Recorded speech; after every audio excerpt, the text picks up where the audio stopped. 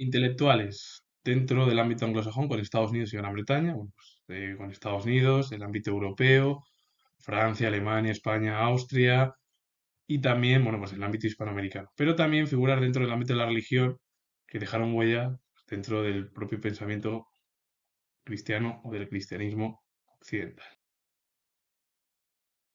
Paul Elmer More fue filósofo y crítico literario estadounidense. Estudió en las universidades de Washington, el bachiller de artes en 1838, también el máster de artes en 1892 y en Harvard estudió otro máster de artes en 1893. Es decir, que durante un tiempo estuvo realizando el bachillerato en la Universidad de Washington y el máster también, y que fue el bachiller de artes, el Bachelor of Art de 1877, el Master of Art en 1892 y el Master of Art en 1893. El último, en 1893, lo hizo en Harvard. Los otros dos, el bachiller de artes y el Máster de artes de 1892, lo realizó en la Universidad de Washington, donde enseñó en San Cristo entre 1894 y 1895. Más tarde enseñó literatura clásica en Bryan Mawr entre 1895 y 1897. Se casó en 1900, llegó a ser director del Independent en 1901 y del Evening Post of Nueva York en 1903 y también de otro que fue The Action durante 10 años, entre 1904 y 1914. Y una de las obras es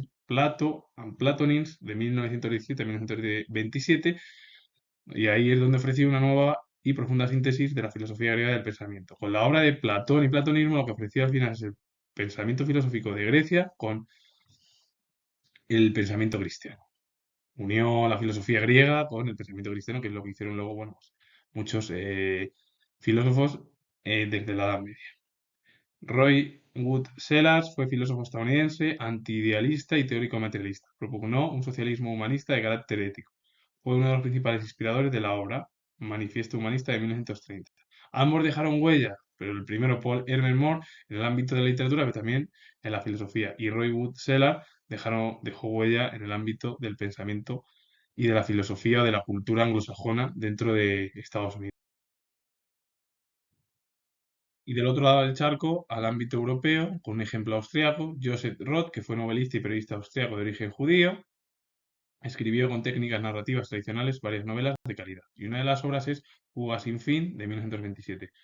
Un hombre que bueno, pues fue artista dentro del ámbito de la novela, pero también dentro del mundo de la información como periodista. Nichiren fue monje misionero y reformador budista japonés. Contrario a las principales sectas budistas, fundó la secta Hokke. Predicaba el Sutra del Loto, en el que, según él, residía la verdad absoluta y cuyas fórmulas sagradas, al repetirse, permitían por sí mismas llegar a la iluminación. Enseñaba que era necesario preparar la época en que el budismo se convirtió en religión universal, y con su intolerancia ejerció una fuerte influencia nacionalista. Él fundó la secta Hokke y él predicó el Sutra del Loto, que con el objetivo es con él, con el Sutra del Loto, se consigue la verdad absoluta, cuyas fórmulas sagradas, pues al final, al repetirse, pues llegabas a la iluminación, como habla prácticamente el cristianismo, la religión, o bueno, sí, el cristianismo, en el cual, de sus diferentes estructuras, ya sea católica, o ortodoxa o anglicana o luterana o calvinista, bueno, pues es lo que te hablan al final y el objetivo de él fue pues eso, enseñaba que era necesario preparar la época en la que el budismo se convirtió en religión universal.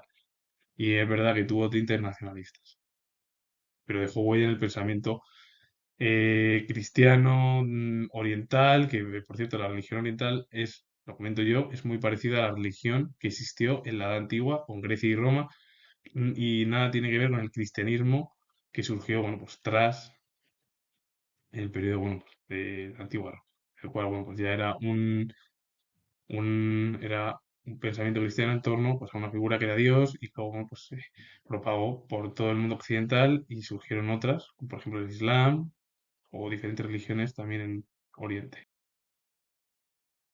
Hecateo de Mileto fue historiador y geógrafo jonio. Las noticias que poseemos de su figura procedían en general de Heródoto, quien le critica, pero se inspiró ampliamente en su obra geográfica, y de Isidoro Sículo. Vivió los últimos años del siglo IV a.C. y principios del siglo V o V a.C. y pertenecía a una familia aristocrática y viajó por el Mediterráneo y por el Imperio Persa, estudiando sus paisajes y las costumbres de sus gentes, como demostraron sus obras geográficas, y una de ellas es Descripción de la Tierra, que completó la identificación del mundo entonces conocidos por los jonios e incluía un mapa circular basado en Anaximandro que representaba las partes conocidas de Europa, África y Asia rodeadas por un océano exterior. Es decir, que ya el estudio de la geografía y de la historia comenzó no hoy en día que sí se dice, bueno, porque aparecieron nuevos continentes, tal, que luego, verdad, con el descubrimiento apareció América, pero lo que te hablaban prácticamente en una de sus obras es ese mapa mundi, que se basó en el filósofo presocrático Anaximandro y que representaba pues tres continentes que hoy en día son conocidos y de los que son de los más importantes, dos de ellos en el ámbito mundial. Es verdad que África también es muy importante, pero bueno, yo lo comento siendo historiador, tiene grandes problemas y muy graves, sobre todo debido a la explotación y la colonización que se produjo en el siglo XIX por parte de las potencias occidentales. Daniel fue profeta bíblico, según sus referencias aparecidas en la Biblia, era miembro de la tribu de Judá, cautiva de Babilonia tras la destrucción de Jerusalén en manos de Nabucodonosor. Bueno, pues un hombre que perteneció al ámbito del pensamiento religioso y de la Biblia, como profeta bíblico y perteneció al cristianismo el propio o la propia figura de Daniel. Jeremías fue profeta hebreo, autor del libro del Antiguo Testamento que llevó su nombre, recibió, según la tradición bíblica, la llamada de Dios en el año o hacia el año 627 a.C., tras lo cual inició su trayectoria profética. Es decir, que él fue autor del libro del Antiguo Testamento que llevó pues, su nombre. Y la tradición bíblica, según la tradición bíblica, dijo que Jeremías tuvo la llamada de Dios en el año 600 o hacia el año 627 a.C., tras lo cual inició pues, su trayectoria profética. Abraham fue patriarca hebreo, según la narración bíblica, el padre de Abraham, Teraj, salió con su familia de Ur, tierra de los caldeos, y llegó a Harán. De allí, obedeciendo un mandato de Dios, marchó con su mujer, Sara, y con todo su séquito a Canaán, donde llevó una vida nómada, es decir, pues, un hombre también que perteneció al ámbito del cristianismo y del pensamiento religioso. Ambos dejaron huella dentro del cristianismo occidental. Sir Philip Francis fue publicista y político británico, notable polemista, militó en la oposición Whig. En 1773 fue nombrado miembro del Consejo de Bengala oponiéndose a Warren Hastings, considerado como el autor más probable de la obra Cartas de Junius de 1769 y 1772. Un hombre, bueno, pues que fue publicista, pero bueno, que también estuvo dentro del ámbito político británico. Edward Young fue poeta británico, uno de los principales precursores del romanticismo, estudió en el New College de Oxford. En el curso de su actividad aspiró a la obtención de distinciones, objetivo que posiblemente pensó alcanzar mediante la acción, puesto que en el conjunto de sus primeras publicaciones figuraron algunas obras. Y una de las obras es La fuerza de la religión o Júpiter vencido. Edward Jones fue uno de los principales poetas más destacados y con él pues, se consideró el precursor del romanticismo, que es lo que vino después en el siglo XIX, la primera mitad del siglo XIX, ese periodo artístico literario en el cual bueno, se recuperaron tiempos del pasado y sobre todo de la Edad Media y se dio mayor importancia a los sentimientos. Así es como fue el arte del romanticismo. Benjamin Constant fue escritor y político francés, procedente de una desarraigada familia de protestantes franceses emigrados a Suiza. Recibió una educación cosmopolita, pasando por las universidades de Oxford, Erlangen y Edimburgo. Su dedicación a la política comenzó durante el periodo de la Revolución Francesa, al entrar en contacto con Madame de Staël, una de las escritoras más importantes de Francia, y convertirse en un decidido defensor de las ideas liberales. Y una de las obras es de la religión considerada en su fuente, sus normas y sus desarrollos de 1823-1861.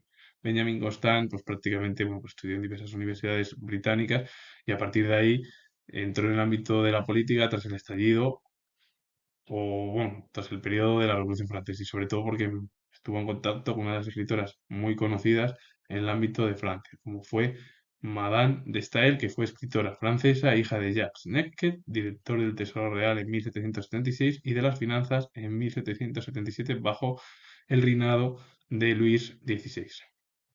En el salón de su madre conoció, entre otras personalidades, a D'Alembert, Buffon, Ford y Green. En 1786 contrajo matrimonio con el barón de Staël-Holstein.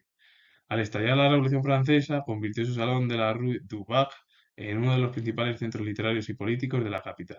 Y la obra de Madame de Staël es, o una de sus obras, de la literatura considerada en sus relaciones con las instituciones sociales de 1800. Una mujer como fue Madame de Staël, muy importante y totalmente olvidada en el ámbito occidental europeo, que dejó huella y también sabe decir o comentar que su padre bueno, estuvo bajo como economista bajo el reinado de Luis XVI, que fue el último monarca francés, esto hay que decirlo, porque es verdad que luego Luis XVIII ya comenzó el reinado en el siglo XIX, pero bueno, Luis XVI fue el último monarca que reinó en el siglo XVIII en Francia.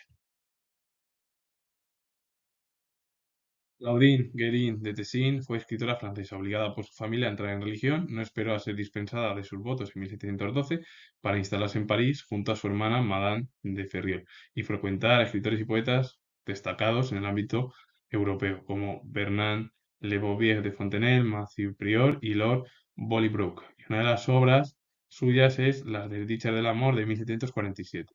Jean Vauquelin de la Fresnaye fue escritor francés, inició su producción poética publicando églogas en 1555, en las que fue patente el influjo de Teócrito, Sannacharo y Ronsard.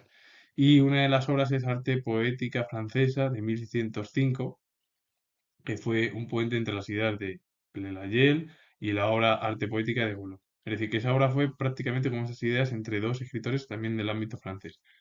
El propio Jean Valequin de la Fresno fue un escritor importante en el comienzo de la Edad Moderna francesa y europea. Paul Marcinkus fue arzobispo católico estadounidense, perteneció a una familia humilde de emigrantes italianos. En su juventud tuvo que trabajar como limpiacristales junto a su padre. En 1945 ingresó en el seminario y el 3 de mayo de 1947 se ordenó como sacerdote. Cursó estudios de Derecho Canónico en la Universidad Gregoriana y en 1950 se trasladó a la capital de Italia, donde continuó estudiando en la Universidad Pontificia. Un hombre que, bueno, fue limpiacristales, o trabajó como limpiacristales junto con su padre, pero a partir de 1945 entró en el ámbito de las universidades, o bueno, sí, de las universidades cristianas. Helen Adams Keller fue escritora estadounidense, una mujer importantísima porque fue invidente y sordomuda. Se especializó en educación especial para discapacitados. A causa de una grave enfermedad que la cometió a los 19 años, perdió la vista y el oído, lo que le impidió desarrollar el habla durante sus primeros años de vida. Cuando cumplió los 6 años, sus padres contrataron a una institutriz irlandesa, Anne Sullivan, quien le enseñó el lenguaje de los sordomudos y que marcaron un giro radical en su vida. Y una de las obras es Optimismo de 1903. Helen Adams Keller es una mujer importantísima y que todos deberíamos de entender y comprender porque siendo invidente y sordomuda se convirtió en especialista en la educación especial para las personas discapacitadas. Y con esa pérdida, sobre todo a los 19 años, de la visión y del oído, no pudo desarrollar el habla y tuvieron que contratar sus padres a una institutriz irlandesa que fue Anne Sullivan y que a partir de ahí eso es lo que le marcó en su vida, el lenguaje de sordomudos, de los sordomudos y sobre todo eso fue el cambio de su vida radical, siendo ella escritora y dejando huella, es decir, y con todo lo que tuvo que pasar la mujer, se convirtió en una de las figuras más famosas de la cultura estadounidense y anglosajona del ámbito occidental. John Updike fue escritor estadounidense, excelente cronista de la clase media norteamericana. Estudió en la Universidad de Harvard, donde se graduó en 1954 y cuatro, y luego pasó un año en la de Oxford estudiando dibujo. Fue colaborador de la revista New Yorker entre 1955 y 1957 y una de las obras es Conejo descansa del año que se publicó en el año 2000. Un hombre, bueno, pues que prácticamente dejó su huella literaria en el siglo pasado como en el reciente. William Foswell Albright fue arqueólogo estadounidense, conocido especialmente por las excavaciones que llevó a cabo en lugares bíblicos y por sus estudios acerca del Oriente Medio. Hijo de misioneros metodistas americanos destinados en Chile, regresó a Estados Unidos junto con su familia en 1903. Obtuvo el doctorado en lenguas semíticas en la Universidad de Johns Hopkins, en la que fue discípulo de Paul Howe, a quien sucedió en 1929 como profesor de dicha disciplina. Desempeñó este puesto hasta su retiro, que se produjo en 1958, y una de las obras es The Archaeology of Palestine and the Bible, que es la arqueología de Palestina y la Biblia de 1932-1935. Un hombre que, bueno, fue de los más importantes en el ámbito de la arqueología y que, bueno, a su regreso a... porque además realizó estudios sobre Oriente Medio. Uno, bueno, pues una figura dentro de la arqueología muy importante que dejó huella, pues, en los estudios de Oriente Medio, que, bueno, pues hoy en día es una zona de conflicto y que continúa, bueno, pues, entre Israel y muchos estados que hay, bueno, pues discrepancias en esa zona y eso se produjo tras la descolonización después de la Segunda Guerra Mundial por parte de los europeos. Una escultura anglosajona. Hilary Belloc fue ensayista, novelista, poeta y humorista británico, hijo de madre inglesa y padre francés, católicos ambos. Estudió en Oxford, sirvió durante algún tiempo en la artillería de Francia y más tarde, en 1902, tomó la ciudadanía británica. Fue miembro del Parlamento desde 1906 hasta 1910, año en que, no satisfecho por la política inglesa, se retiró de la vida privada. Y la obra es The Green Overcoat. Un hombre que estuvo en el ámbito de la política durante 4 años, pero que como no quedó satisfecho, se desanimó, directamente se alejó de la política inglesa y se retiró de la vida privada y que dejó huella en lo más importante que fue la cultura anglosajona y de su país, y también la europea. Edward Evans Pritchard fue antropólogo británico, destacado representante de la Escuela Británica de Antropología Social. Realizó importantes estudios acerca de las sociedades africanas. Por ejemplo, entre 1926 y 1936 vivió con los Azande y con los Nuer, y entre 1943 y 1944 con los Sanusí. Una de las obras es Ensayos de Antropología Social de 1962, un hombre que convivió con diferentes tribus africanas durante, pues desde 1926 y 1966, que fueron con los Azande y los Nuer, y luego estuvo 2 años con los Sanusí, es decir, dejó, bueno, pues huella todo ello en su obra o en sus obras dentro del estudio antropológico. Ferdinand Brunetière fue crítico literario francés, profesor, que es maître de conférences desde 1836 de la École Normale Supérieure. Fue también escritor vigoroso y polémico y a partir de 1875 colaboró en la Revue de Deux Mondes, que dirigió desde 1895 hasta su fallecimiento. Y una de las obras es Sur les chemins de la Croyane de 1904. Un hombre, bueno, pues que fue importantísimo en el ámbito de la literatura, pero que también participó en la Revue de Mondes, incluso lo dirigió desde 1895 hasta 1906, cuando se produjo el fallecimiento de Brunetière. Albert Lagrange fue exegeta y dominico francés, fundador del convento de San Esteban de Jerusalén en la Escuela Práctica de Estudios Bíblicos. Creó la Revue Biblique en 1892 y publicó numerosas obras dedicadas a la Sagrada Escritura y comentarios a epístolas de San Pablo. Y una de las obras es El método histórico de 1902. Un hombre, bueno, pues Albert Lagrange, que dejó huella en el pensamiento religioso europeo. Emil Ludwig fue escritor alemán, nacido en el seno de una familia de alta burguesía judía, estudió Derecho e Historia en Heidelberg, Lausanne, Bratislava y Berlín. A pesar de sus primeros intentos literarios, en los que ya se manifestaba una dedicada vocación, en 1904 entró a trabajar en una empresa familiar. En 1906, sin embargo, la dejó para trasladarse a Suiza y dedicarse definitivamente a la literatura. Y una de las obras es Goethe, Historia de un hombre de 1920. Un hombre ya que con su pasión ya y luego su dedicada vocación se iba a convertir en uno de los escritores más importantes de la cultura germana. Es verdad que trabajó en una empresa familiar durante 2 años, pero a partir de que la dejó en 1906 se dedicó a su pasión, que fue la literatura. Reinhold Schneider fue escritor alemán, su concepción de la vida cambió desde el nihilismo a la fe católica. Escribió poesías, novelas, obras de teatro y ensayos, principalmente históricos, escritos desde un prisma religioso. Y una de las obras es La misión educadora del poeta cristiano de 1956. El nihilismo, que es del pensamiento de Nietzsche, es el cual el propio Reinhold Schneider se acercó, pero luego pasó a la fe católica y a partir de ahí que escribió diversas poesías, novelas, obras de teatro y ensayos, principalmente los ensayos fueron principalmente históricos, pero siempre con ese prisma o ese pensamiento religioso. Y la obra es la que he comentado, pues es una obra dentro del pensamiento del cristianismo.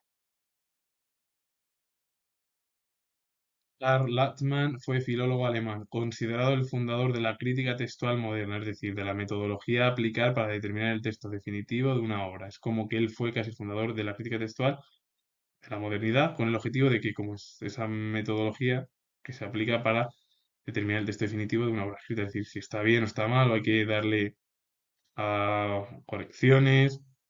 Su nombre, bueno, que se dedicó a la filología germana o dentro de la cultura de su país. Y una de las obras es La forma primitiva de los Nibelungos de 1826. Es un hombre que dejó huella prácticamente en la filología germana del siglo XIX.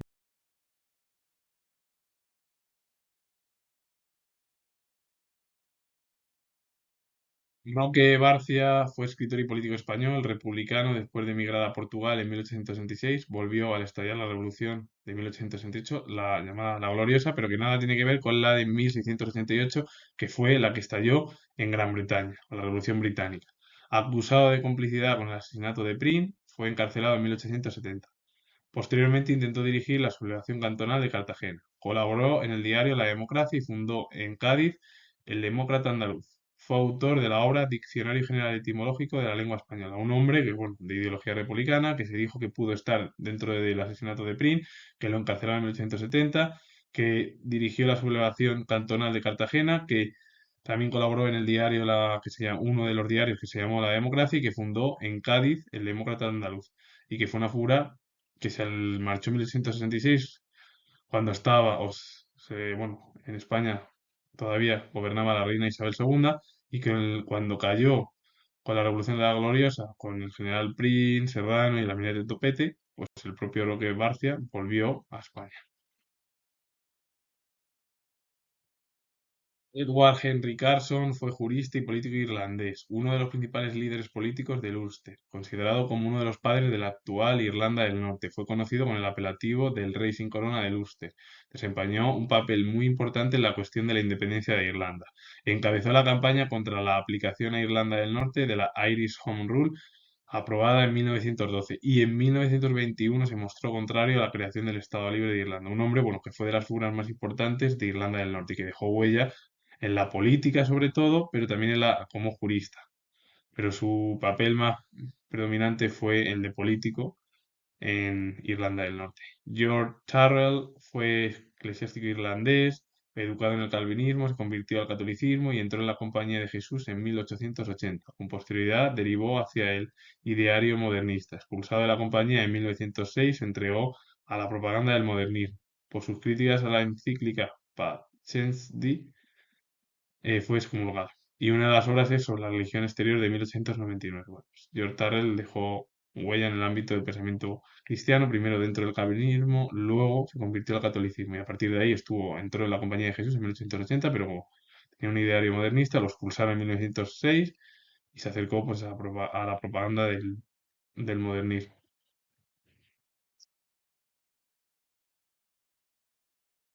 Nikolai Trunskoi fue lingüista ruso vinculado al Círculo Lingüístico de Praga.